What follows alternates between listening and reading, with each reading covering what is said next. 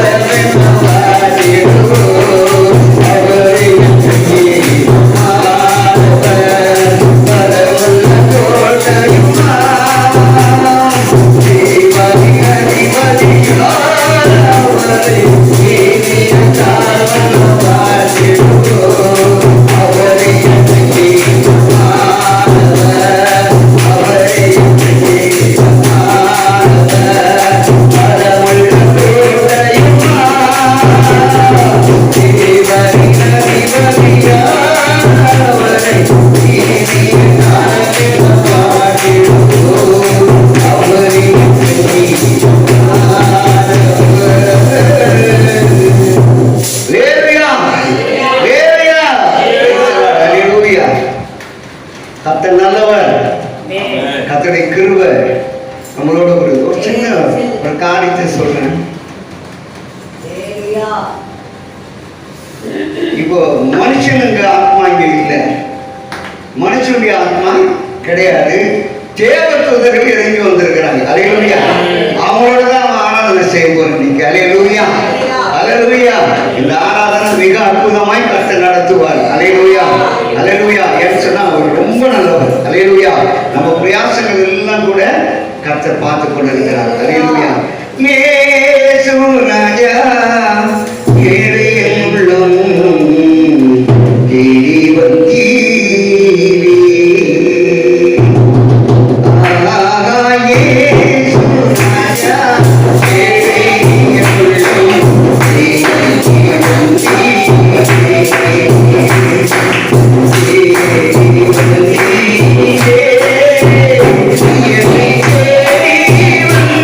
Yeah.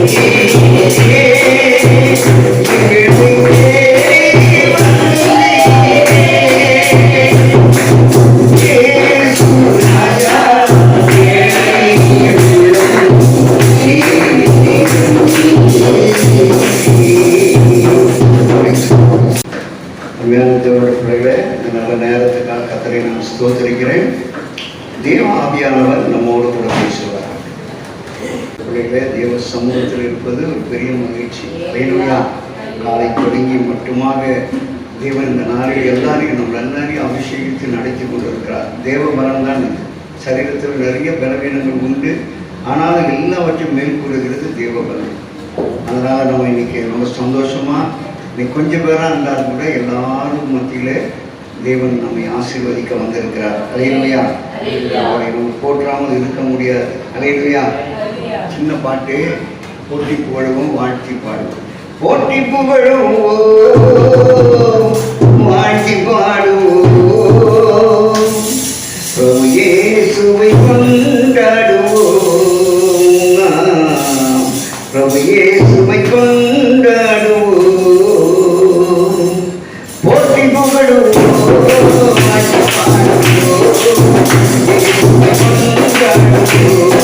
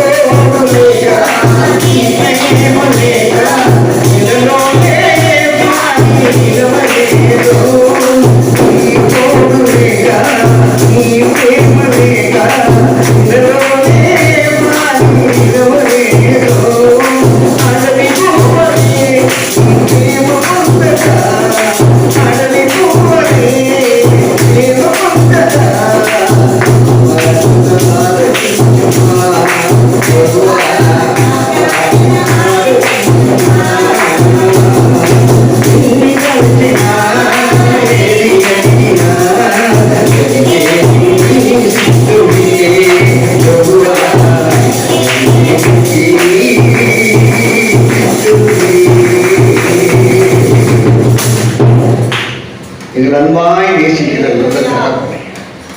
சற்று நேர்மைகளோடு கூட இடைப்பட்டு பேசுவேன். சத்தத்தை கேட்க அவளோடு கத்தாவே நாங்களும் இந்த இயற்கையிலும் ஆண்டவரை காத்திருக்கிறோம். தேவன் எங்களோடு கூட பேசுங்க. இயேசுவின் நாமத்தில் ஜெபிக்கிறோம் நல்ல பிதாவே, ஆமென். அல்லேலூயா. கர்த்தருடைய நாமத்துக்கு மகிமை உண்டாவதாக. அருமையான தேவனுடைய பிள்ளைகளே, வேதம் 66 புஸ்தகங்களிலே முதல் எழுதப்பட்ட புஸ்தகமாக கருதப்படுகிற ஏபுவின் புஸ்தகம். அல்லேலூயா. ஏபுவின் சரித்திரம் என்று கூட இதுக்கு பேர் இருக்கிறது. நல்லா பார்த்தீங்கன்னா இதுல மொத்தம் 42 அதிகாரங்கள் இருக்கிறது. ஏபு பற்றி நமக்கு எல்லாருக்கும் நல்லா தெரியும். ஏபு மகாபத்திரத்தை கர்த்தரை நோக்கி பார்த்தவன், நிறைய உபத்திரங்களை சகித்தவன். ஒரு வார்த்தை கூட கர்த்தரை குறித்து தலைக்குறைவாய் பேசினோன்னு இல்லை. அருமையான தேவனுடைய பிள்ளைகளே, இந்த ஏவுடைய உபத்திரம் எத்தனை வருஷம் இருந்திருக்கும் அப்படின்னு சொல்லி வேத ஆராய்ச்சியாளர்கள்லாம் ஆராய்ச்சி பண்ணிப்பாங்க. எவ்வளவு நாள் இருங்க நமக்கு சொல்லுங்க. நிறைய ஆடு மாடு வச்சிருந்தான், நிறைய ஒட்டகங்களை வச்சிருந்தான், ஆயிரக்கணக்கான ஒட்டங்கள், வேலைக்காரிகள் என்று நிறைய பெரிய ஐசுவானா இருந்த அந்த ஏவு உபத்திரப்பட்டது எவ்வளவு நாள் அப்படின்னு சொல்லி ஒரு பெரிய கேள்வி கேட்டாங்க. எத்தனை நாள்? 40 நாள். ஆயுசு புள்ளாய் சம்பாதித்து அவர் முன்னோடிகள் சேகரித்து வைத்த இந்த ஆஸ்திகள் எல்லாம் கூட 40 நாள் அதமாக போய்விட்டது. தான் பெற்ற பிள்ளைகள் கூட அந்த உபத்திரத்திலே செத்து போனார்கள். அல்லேலூயா. எல்லாவற்றையும் இழந்த ஏவுடைய சரீரம் கூட அப்படியே கொப்பளங்களால் நிரப்பப்பட்டிருந்தது. ஒரு ஓடை எடுத்து தன்னுடைய சரீரத்தை நன்றாக தேய்ச்சி அதிலே சாம்பலை நிரப்பி கர்த்தர் நல்லவர் என்று சொன்னாரே தவிர கர்த்தரை தூசிக்கவே இல்லை. உபத்திரத்தின் மத்தியிலே கூட ஏவுடைய இதயத்தை சாத்தானால் அசைக்கவே முடியல. அல்லேலூயா. கருமையான தேவனுடைய பிள்ளை, நாம் எடுத்திருக்கிற இந்த தீர்மானங்கள், நாம் எடுத்திருக்கிற இந்த ஆவிக்குரிய ஊழியர்கள் நல்ல ஒரு ஆசீர்வாதமாக இருக்க வேண்டும் என்று சொன்னால் ஏவல் போல உபத்திரப்படுத்துவதற்கு, உபத்திரத்தை அனுபவிப்பதற்கு நம்முடைய சரீரங்களையும் நம்முடைய பணங்களையும் அல்லது நம்ம ஆஸ்திகளை கூட நம்ம சில நேரங்களில் இழக்க வேண்டியது இருக்கும். ஆனால் இழப்பு அப்படின்றது நிரந்தரமானது இல்லை, நானாத்தினையா பின்னாடி வரன்றதுதான் அர்த்தம். அல்லேலூயா.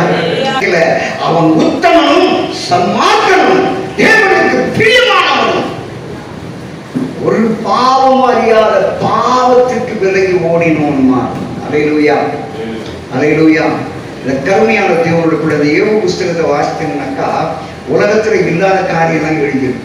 42 அவங்க நண்பர்கள் பேசுறாங்க, அவனை திட்டுற மாதிரி திட்டுறாங்க, இல்லை நிறைய காரியங்களை சொல்ற, அதுக்கும் பதில் சொல்லிக்கிட்டே இருக்கிறான். இவ்வளவு உடம்புல பயங்கரமான வலிகளை வைத்து கொண்டு கூட அவங்க கூட என்ன பண்றான், பேசுறான், பேசி சொல்றான், கர்த்தர் அப்படிப்பட்டவர் இல்லை, அவர் நீ என்ன பாவம் பண்ணியோடா, இப்படியெல்லாம் வந்துச்சு உனக்கெல்லாம் கூட அவங்க சொல்லியிருப்பாங்க. இல்லை நம்ம நண்பர்கள் நமக்கு ஏதாவது ஒரு உபத்திரம் நடந்துச்சுன்னா உடனே என்ன பண்ணுவாங்க, உடனே நம்மளை என்ன பாவம் பண்ணி தெரியல, கர்த்தர் ஒன்று அடிச்சிட்டாரு அப்படின்னு சொல்லுவாங்க. அது இல்லை, அதுல அவனை என்ன சொன்னாலும் பரவாயில்லை, அதுக்கேற்ற பதில்களை கொடுத்தா.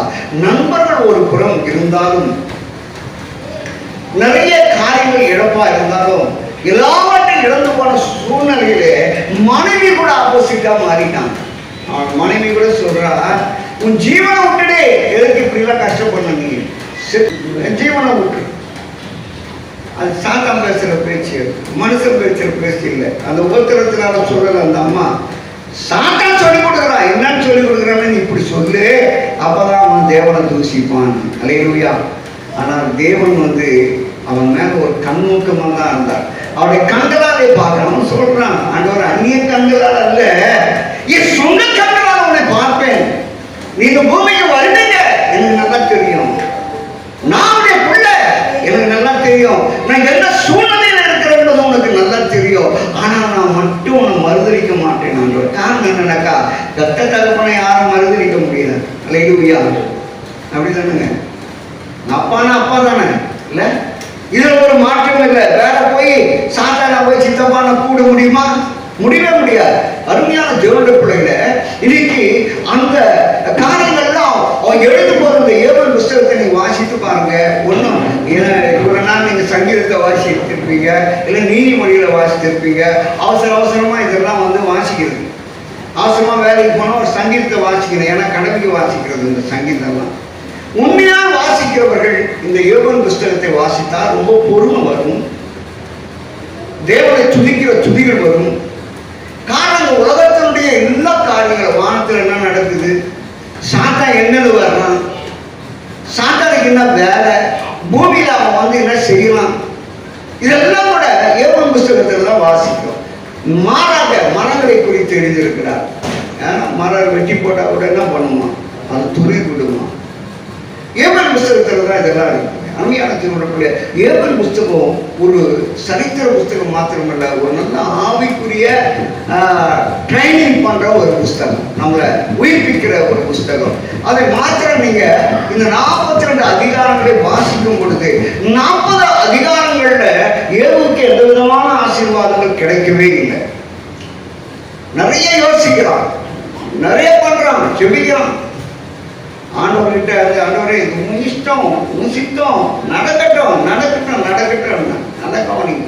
நம்ம ஒரு காரியத்தை, ஒரு கஷ்டம் வருது, இல்லை ஒரு கடனாக வளர்ந்துக்கிட்டால நம்மளை திட்டுறான்னு வச்சுங்களா, அதை என்ன பண்ணுவோம்னு சொன்னாக்கா நம்ம மைண்டில் ஏற்றிக்கணும். மைண்டில் ஏற்றிக்கிட்டு என்னை திட்டானே ஆண்டவரே, உடனே அதுக்கு ஒரு ஜபம் வேற போடும். ஆண்டவரே அவனை அடிச்சுட்டு, ஆண்டவரே அவன் போகும்போது அதெல்லாம் மாட்டிட்டு செத்து போனோம், அவன் வந்து மறுபடியும் என்ன கேட்கக்கூடாது. இப்படிதான் நம்ம ஜபம்லாம் இருக்கும். அல்லேலூயா. ஆனால் அப்படி ஜெபிக்காதபடிக்கு அந்த மைண்டில் இருக்கிற அந்த காரியத்தை தூக்கி வெளியே போட்டு நம்ம ஆண்டவரை துதிக்க ஆரம்பித்தோமானால் தேவன் கண்டிப்பா நம்ம காரியங்களுக்கு வாய்க்க செய்வார். மனசுல மைண்ட்ல வச்சா மனசுக்கு போயிடும், மனசுக்கு போயிட்டு செயல்படும். அவன் அடிக்கணும், இல்லை அவன் வேற ஆளுகிட்ட போய் சொல்லணும், இப்படிலாம் பிரச்சனையை பிசாசு உருவாக்கி கொண்டிருப்பான். ஆனா இயல்பு அதுக்கு இடம் கொடுக்கல. ஒரே ஒரு நிலையில இருந்தா, ஒரே ஒரு மனதோடு இருந்தா, ஒரே ஒரு சூழ்நிலையில இருந்தா தேவனை பார்க்க தப்ப வேற யாரிடத்திலும் போய் அவன் என்ன பண்றான், அவனை தான் எல்லாரும் தேடி வந்தாங்களே கண்டி, ஐயோ நான் பசியா இருக்கிறேன்னு பக்கத்துல என் ஃப்ரெண்டு இருக்கிறான், அவன் கிட்ட போனா ஏதாவது கொடுப்பான்னு சொல்லிட்டு போவே இல்லை. அருமையான தோழர்களே, அங்கேயே இருந்தான், அங்கேயே இருந்த ஆண்டவரை நோக்கி பார்க்கிறான். நான் எங்கேயும் போக மாட்டேன் ஆண்டவரை, என்னை ஆதரிக்கிற ஒரு தெய்வம் உண்டு, என்னை ஆசீர்வதிக்கிற ஒரு தெய்வம் உண்டு, நான் எல்லாவற்றையும் இருந்தாலும் சரி நான் ஒண்ணு இழக்கவே மாட்டேன் ஆண்டவரே. அல்லேலூயா அல்லேலூயா. ஏவுடைய உறுதியான விசுவாசம் தான் அவனுடைய வாழ்க்கை அடித்தளமா. அருமையான தேவனுடைய பிள்ளைங்க, 2000 வருஷம் எங்க மனைவி இறந்து போயிட்டாங்க. இங்கே டெட் பாடியை வச்சு கலரிக்கு எடுத்துன்னு போகிறாங்க வேனில். நான் வேன்லேயே அந்த பின்னாடி அதை ஏதோ பிடிச்சிக்கணும் அப்படியே நடந்து போகிறேன். அப்போ ஆண்டவர்கிட்ட சொன்னேன், ஆண்டவரே நான் இனிமேட்டு ஊழியம் செய்ய மாட்டேன், வேத புஸ்தகத்தெல்லாம் ஓரமாக வச்சு விடுவேன், எனக்கு தேவையே கிடையாது இந்த ஊழியம். மனம்பி வந்ததுக்கு நான் இவ்வளவு பெரிய இழப்பை சந்திக்க வேண்டும் என்று சொல்லி ஆண்டவர்கிட்ட கேட்டேன். ஆண்டவர் சொன்னாரு, இனிமேட்டு தான் ஊழியம் நல்லா இருக்கும், இனிமேட்டு தான் உன்னை நான் பயன்படுத்துவேன், இனிமேட்டு தான் நீ நல்லா இருப்ப, எனக்குள்ளே ஒரு பெரிய உறவை உனக்குள்ளே ஏற்படுத்துவேன். அல்லேலூயா அல்லேலூயா. அருமையான தோழர்கள், நடந்த சம்பவங்கள் என்னன்னாக்கா அதுக்கப்புறமா தேவன் பசங்களை வச்சு ரொம்ப உத்தரப்பட்டேன். எல்லாத்திலையும் கர்த்தர் இருந்தார். அல்லேலூயா. எல்லாத்திலையும் கர்த்தரனை நடத்தி அந்த பிள்ளைகளுக்கெல்லாம் திருமணம் ஆகும் அளவுக்கு தேவன் எங்களுக்கு உதவி செய்தார். கடைசிக்குள்ள அந்த குழந்தைய இறந்து போன விஷயம் வந்து ஆந்திராவில் இருக்கிற ஊழியக்காரங்களுக்கு தெரியாது. அவங்க வால் போஸ்ட் அடிச்சு எல்லாம் ஒட்டிட்டாங்க 3 நாள் மீட்டிங்க்கு. நான் போய் தான் ஆகணும். இதை இறந்துட்டாங்கன்ற சங்கதி கூட சொல்லலை. கூட்டம் நிறுத்தி விடுவார்களோ என்னமோ என்று நான் சொல்லவே இல்லை. மறுபடியும் ஃபோன் வருது, நீங்கள் வந்துடுவீங்களா அப்படின்ட்டு. நான் கண்டிப்பாக வருவேன். சரின்னு சொல்லிட்டு போய் டிக்கெட் எடுத்தோம். நானும் குழந்தையும், பாப்பாவுக்கு 1 வயசு இருக்கும். நல்ல பாலெல்லாம் பாட்டில் எடுத்துன்னு நேராக ட்ரெயினில் உட்காந்து அந்த ஓரமாக யோசிச்சுன்னு அப்படியே போகிறேன். ஒரு பார்வையற்ற ஒரு மனிதன் ஒரு பாடலை பாடினான். அதுதான் ரொம்ப அருமையான பாடல். அதுதான் என் உள்ளத்தை எல்லாம் உருக்கி என்னை ஊழியத்தில் நேர்த்தின பாடல். அல்லேலூயா. இப்போ கொஞ்ச நேரத்துக்கு முன்னாடி பாடின பாடல் தான். நீ தோடு లేక నీ ప్రేమ లేక ఇలలోనే ప్రాణి నిలవలేదు, అడవి పువ్వలే నీ ప్రేమ పొందగా నా పాదనాలకించుమా ప్రభువా, నా పాదనాలకించుమా.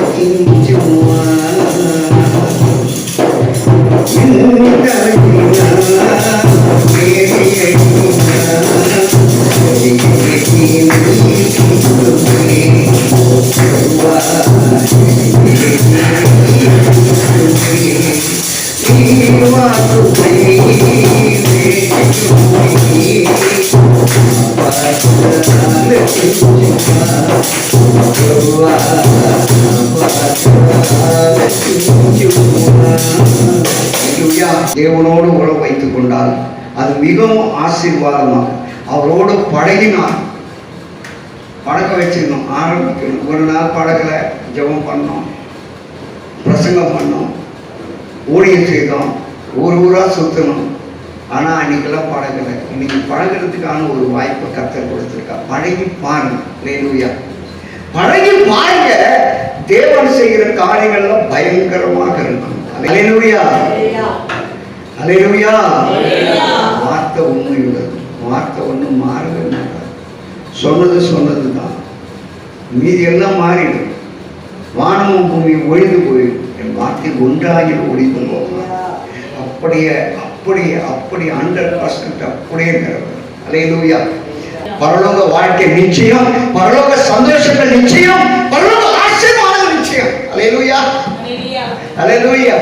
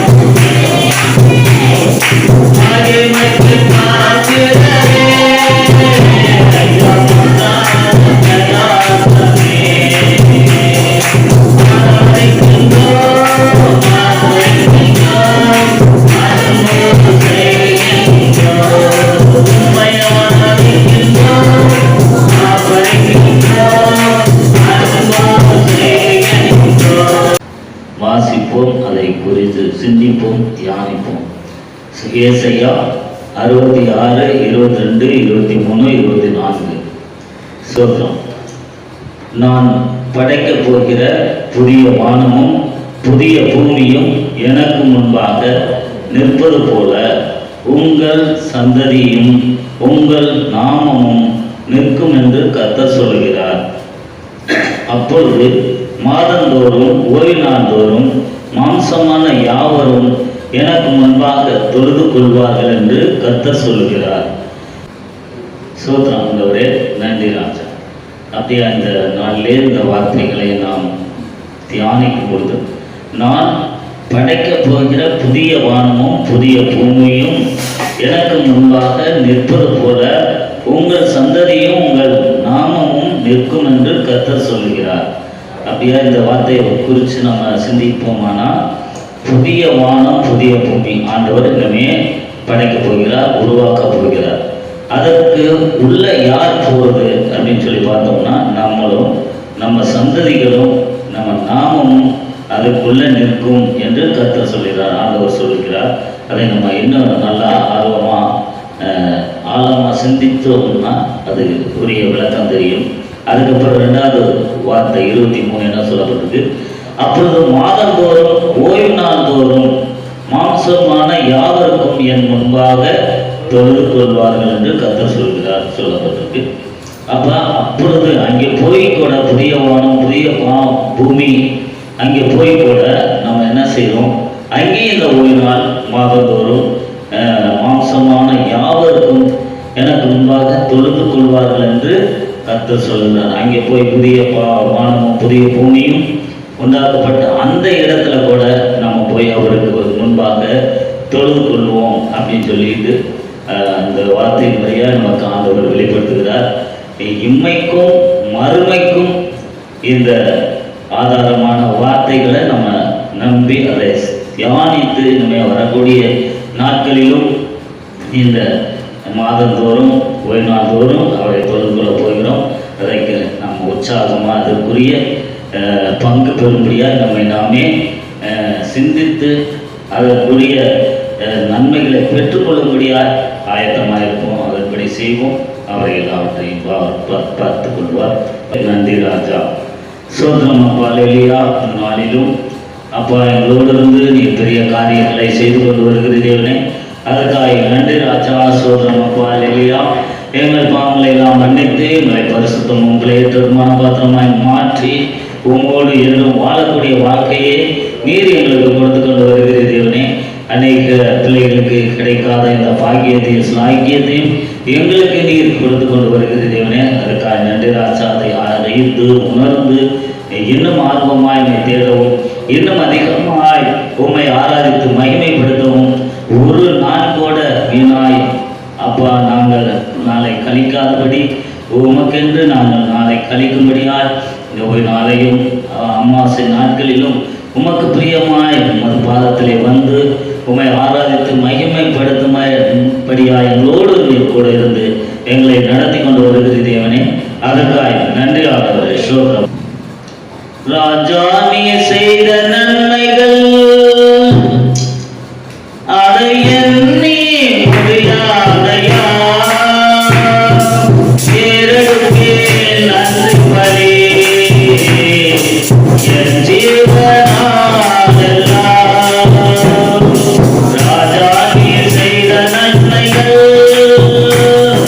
அதை எண்ணி முடியாதையா, ஏறெடுப்பே நன்றி பலி என் ஜீவனாலெல்லாம்.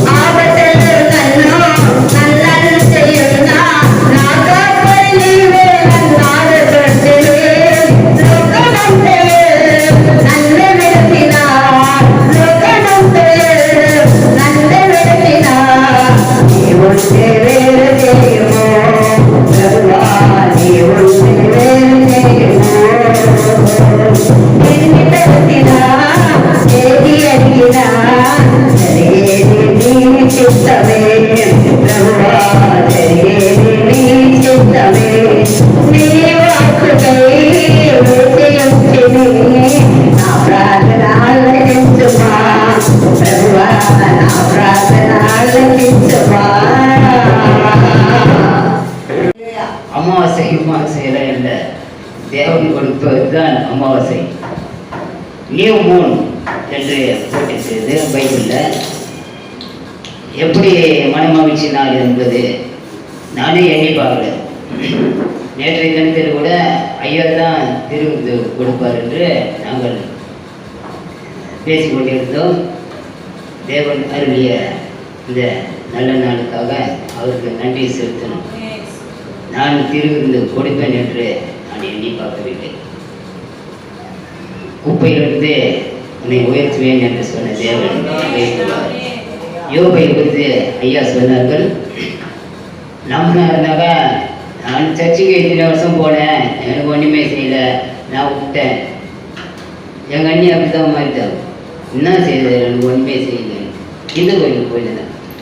நான் சொன்னேன், இதெல்லாம் ஆபத்தாக முடியும், பின்மாற்றம் மட்டும் அடையக்கூடாது அப்படின்னு சொன்னேன். யோபுக்கு எவ்வளோ அந்த பின்மாற்றமே ஆகலை. 42ஆம் அதிகாரம் முதல் வசனம் வாசிங்கள்.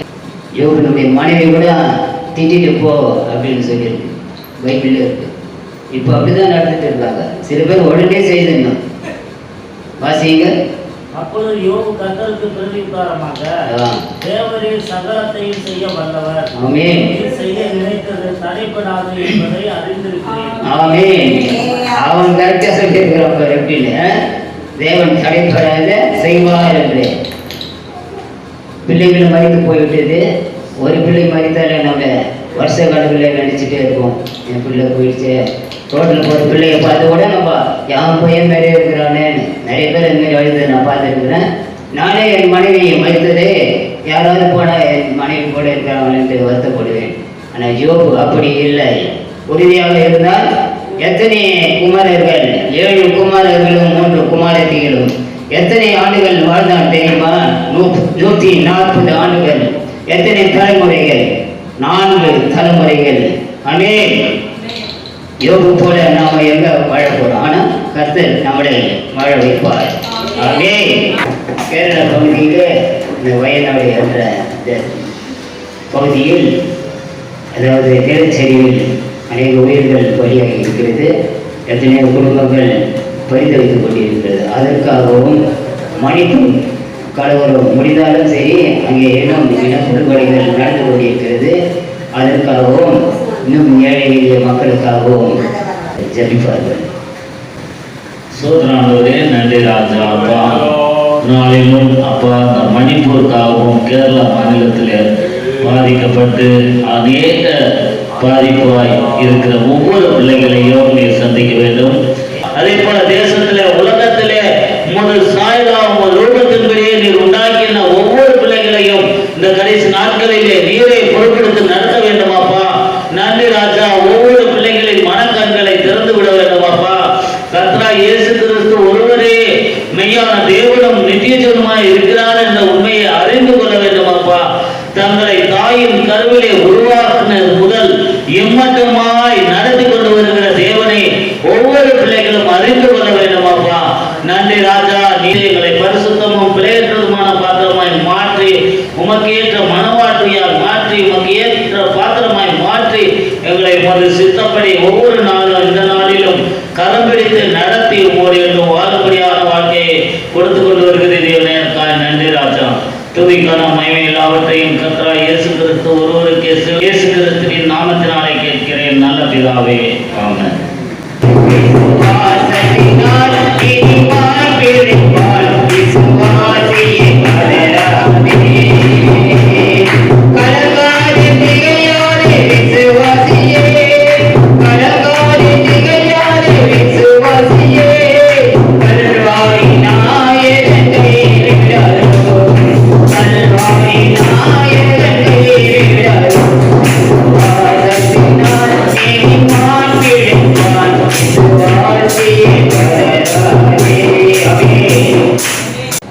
ஆகாய் 2ஆம் அதிகாரம் 19ஆம் வசனம்.